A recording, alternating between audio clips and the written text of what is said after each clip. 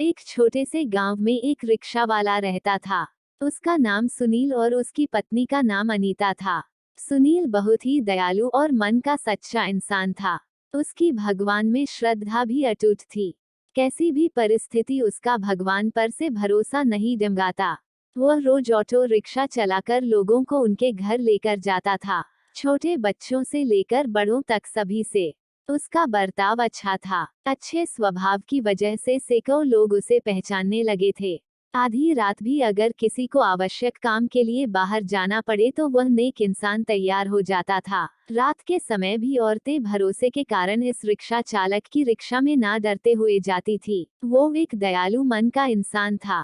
सभी गांव वाले उसे बहुत प्यार करते थे। उसे 3 लड़कियां थी, चांदनी, सलोनी और अंकिता। वह तीनों पढ़ाई कर रही थी। बड़ी लड़की की पढ़ाई पहले से ही पूरी हो चुकी थी। सुनील ने अपनी बड़ी बेटी चांदनी की 12वीं तक पढ़ाई करवाई थी। बाकी की 2 लड़कियां पढ़ाई कर रही थी।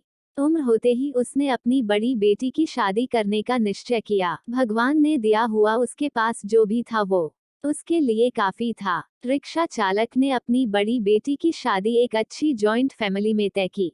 उसके ससुराल वालों ने शादी की तारीख निश्चित की थी। रिक्शा चालक ने अपनी बेटी की शादी के लिए पैसे जमा करने के लिए रात दिन मेहनत की थी। उसने अपनी बेटी को गहने, कपड़े और शादी का सब सामान खरीदी किया। वह अपनी बेटी की शादी का दिन देखने के लिए आतुर था। एक दिन वह भगवान के मंदिर में पूजा करने गया। मंदिर में पूजा करते हुए वह बोलने लगा, हे भगवान, मेरी बेटी की शादी जल्द होने वाली है। मेरी बेटी की शादी का सामान खरीदी करते समय मुझे कभी भी कोई कमी नहीं हुई। आपके दयालुपन से सब ठीक चल रहा है। सब सामान भी आ गया है, खाद्य पदार्थ भी पहुंच गए हैं। उसने इन सभी के लिए भगवान का उपकार माना और उन्हें धन्यवाद किया। शादी को 2-3 दिन बचे थे। वह अपनी बेटी के पास गया और बोला, मेरे पास तुम्हें देने के लिए ज्यादा नहीं है, पर मैंने तुम्हारे लिए कुछ गहने लिए हैं। एक अच्छे परिवार में तुम्हारा हाथ सौंप रहा हूँ। लड़का अच्छा काम करता है, वह तुम्हें किसी भी चीज की कमी नहीं होगी। लड़की ये दूसरों की संपत्ति होती है। उन्हें एक न एक दिन ससुराल जाना ही पड़ता है। कभी निराश मत होना बेटा। आज मैं तुम्हें ये पाठ सिखा रहा हूँ।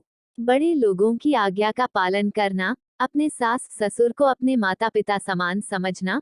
मैंने तुम्हें 12वीं तक पढ़ाया है और सिलाई भी सिखाई है। ससुराल वालों ने तुम्हें कोई भी काम करने को कहा तो वह काम तुम जरूर करना। हमारी प्रतिष्ठा का ध्यान रखना। लड़की उसके अच्छे गुणों से ससुराल वालों को अपना बनाती है। तुम्हारे सास और ससुर तुम्हें ताना मार रहे होगे तो समझ लेना कि तुम्हारे खुद के माता पिता तुम्हें बोल रहे हैं। ये सब बातें वह रिक्शा चालक अपनी बेटी को समझा रहा था। समझाते वक्त उसकी आंखों में आंसू आ गए थे। घर में शादी का वातावरण था। घर में रिश्तेदारों की धूम थी। शादी को 3 दिन बाकी थे। रात में अचानक रिक्शा चालक के घर भीषण रात को उसका पूरा घर आग के लपेट में आ गया। उसके घर में उसकी छोटी बेटी अंकिता पानी पीने के लिए उठी। उसने देखा कि आजू बाजू में सिर्फ धुआं ही धुआं है और उसने अपने माता पिता को जगाया। जागते ही सब आग लगी ऐसा चिल्लाने लगे, कोई तो हमें बचाओ। बड़ी मुश्किल से रिक्शा चालक ने पीछे की बालकनी में जाकर खंबे के सहारे से बालकनी से बाहर जाने का प्रयास किया। घर के सभी सदस्य को जैसे तैसे उसने बचा लिया, लेकिन आग में घर का सब सामान जलकर खाक हो गया। आग में शादी का सब सामान जलकर राख हो गया था। जहां थोड़ी देर पहले खुशियां थी, वहां का दृश्य अभी देखा नहीं जा रहा था। जिसने देखा उसकी आंखों से आंसू आने लगे। सब सोचने लगे, बेचारा अब क्या करेगा। चांदनी उसके पिता की तरफ दौड़ते हुए गई और बोली, पापा निराश मत हो। पापा थोड़ी भी चिंता मत करो, ये सब मेरे नसीब में लिखा था। बुरे वक्त में हम हार नहीं मानेंगे। मैं आपका लड़का नहीं हूँ तो क्या हुआ, आपने हमें लड़कों के जैसे पालन पोषण करने में कोई कसर नहीं छोड़ी। सलोनी और अंकिता ये दोनों भी उठ गई थी। वो दोनों भी अपने पिता के पास जाकर खड़ी हो गई। पापा, हम सब आपकी शक्ति है। हम तीनों ही आपकी बेटियां नहीं, बेटे हैं। आज से हम भी आपके साथ काम करेंगे। चांदनी बोली, अगर वो लड़का मुझे सच्चा प्यार करता होगा तो ये सब देखकर भी वह शादी के लिए तैयार होगा। जो भी होगा वह मैं आनंद से स्वीकार कर लूंगी। चिंता मत कीजिए। तीनों बेटियों ने मिलकर अपने पापा को समझाया। आजू बाजू के सब लोग इकट्ठा हुए, साथ में बोल रहे थे कि ससुराल वालों को क्या जवाब दोगे। जो आया वह शोक व्यक्त करके चला जाता था। सुनील के घर के पास लोगों की भीड़ जमा हुई थी। सभी बोलने लगे कि आपने अच्छे काम करके पैसे कमाए थे। सुनील बोला, कदाचित भगवान की यही इच्छा होगी।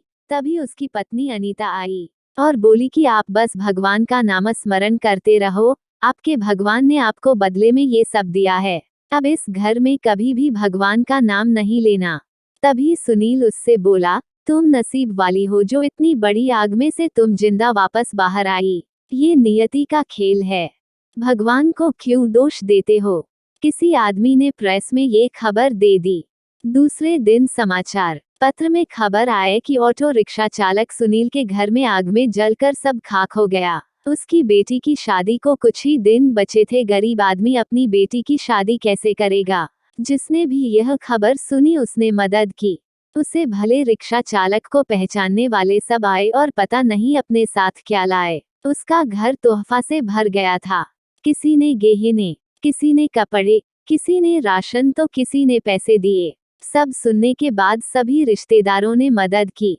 शाम तक उसके घर में कितने रुपए जमा हुए थे पता नहीं। तीनों लड़कियों ने सब पैसे पापा के पास दे दिए। तब सभी का अपनी आंखों पर विश्वास नहीं हो रहा था कि जहां सब ध्वस्त हो गया था वहां उसने तीनों लड़कियों के साथ बैठे बैठे इतने पैसे जमा कर लिए कि आसानी से शादी हो सकती थी। भगवान देता है तो छप्पर फाड़ कर देता है। उसने अपनी बेटी की शादी मंदिर में बड़े धूम धड़ाके के साथ की। लोग आपस में बोल रहे थे कि सच्चे मन के इंसान को भगवान मदद क्यों नहीं करता।